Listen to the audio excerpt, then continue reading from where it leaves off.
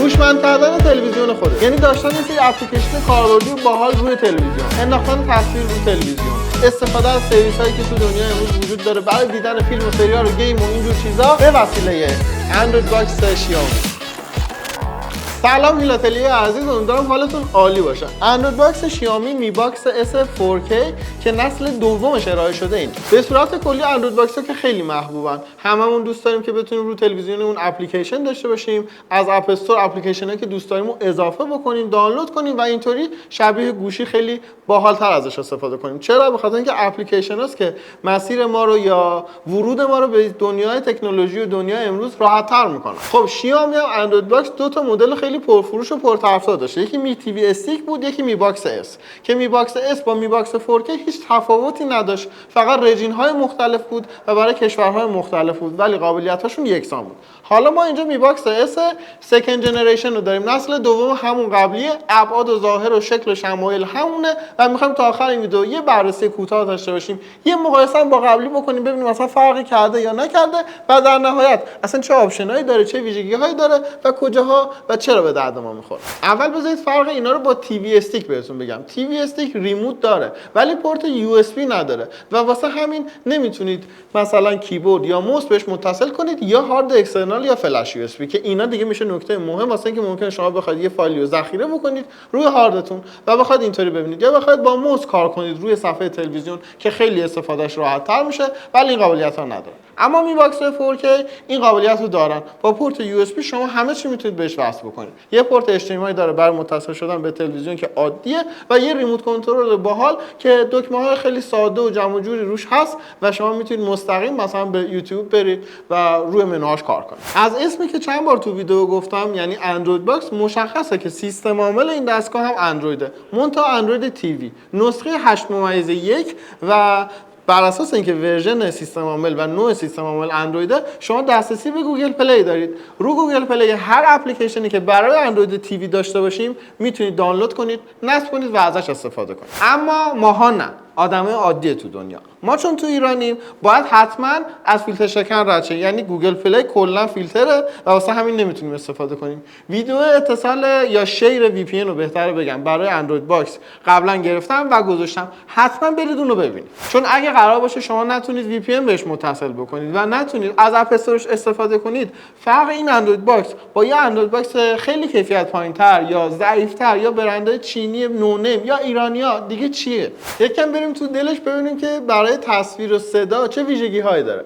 ببینید علاوه بر اینکه اون پخش کننده یعنی مثلا نمایشگر شما باید بتونه کیفیت 4K رو پخش کنه، خود اون پلیر هم باید این قابلیت رو داشته باشه، اون فایل هم همینطور. خب الان دیگه خیلی از فیلم‌ها 4K هستن و میتونید شما 4K ببینید.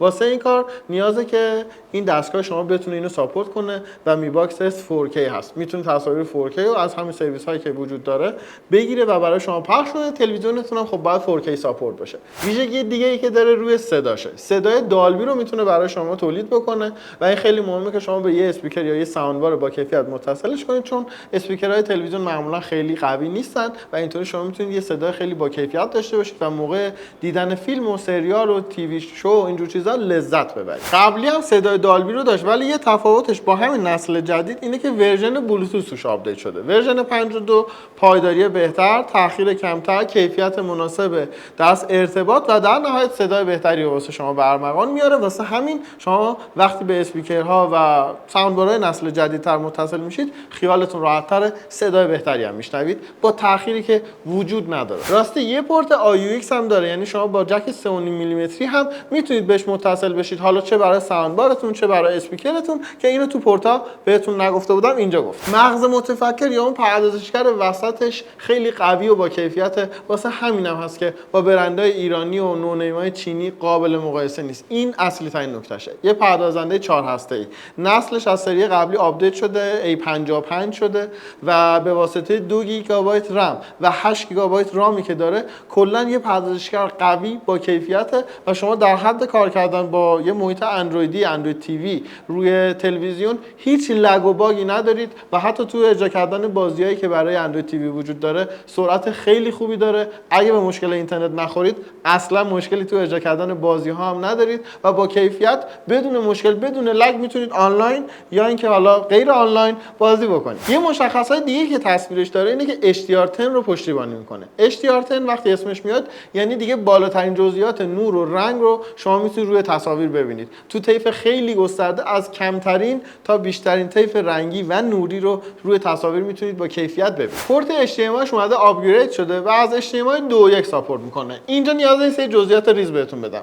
2.1 خیلی متفاوته نسبت به HDMI 2. HDMI 2 فقط 4K رو ساپورت میکنه با سرعت 60 فریم بر ثانیه. HDMI 2.1 ولی علاوه بر اینکه 4K رو با سرعت 120 فریم بر ثانیه هم ساپورت میکنه، 8K با 60 فریم بر ثانیه هم ساپورت میکنه.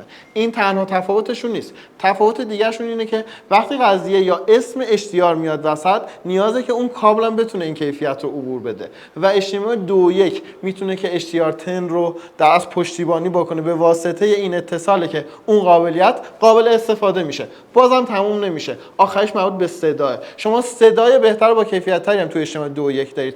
پس دالبی اتموسی که اسم ازش میاره و میاد میگه که این ویژگی خیلی خفنه، صدای خیلی با کیفیتی داره، اونم به واسطه این اتصاله که امکان برقراری داره. همه این ویژگی‌های خوب اگه داشته باشه ولی پورت نتونه انتقال بده، فایده‌ای نداره. پس خیلی نکته مثبت و مزیتشه نسبت به نسل قبلی تغییر از HDMI 2 به HDMI 2.1. میتونید تصور کنید رو مبل لم دادید، قشنگ نشستید، سرتون رو گذاشتید عقب. خب برای کار کردن با گوشی چجوری باید تایپ بکنید؟ برای کار کردن با تلویزیون سخته دیگه، اونم با این ریموت. یا باید موس وصل کنید یا کیبورد وصل کنید که بازم به نظرم خیلی راحتی اون استفاده عادی از تلویزیون رو نداره و یکم تغییر میکنه. یه کار دیگه میتونید کنید، میتونید از دستیار صوتی گوگل استفاده کنید. میکروفون توی ریموت کار شده، واسه همین باید توی ریموت صحبت بکنید و عملکرد دستیار صوتی گوگل هم واقعا با کیفیت خوبه. قشنگ میتونید همه چی درخواستاتون رو از اون داشته باشید، مثلا سرچ تو یوتیوبتون رو با اون انجام بدید و اینطوری اون دردسر تایپ کردن رو از خودتون دور میکنید. البته راستی میتونید از کیبورد بلوتوث هم استفاده کنید، یعنی غیر از اینکه با پورت یو اس بی میتونید بزنید، میتونید از کیبورد بلوتوث هم استفاده کنید، از این جمع و جورا مثلا کنار داشته باشید.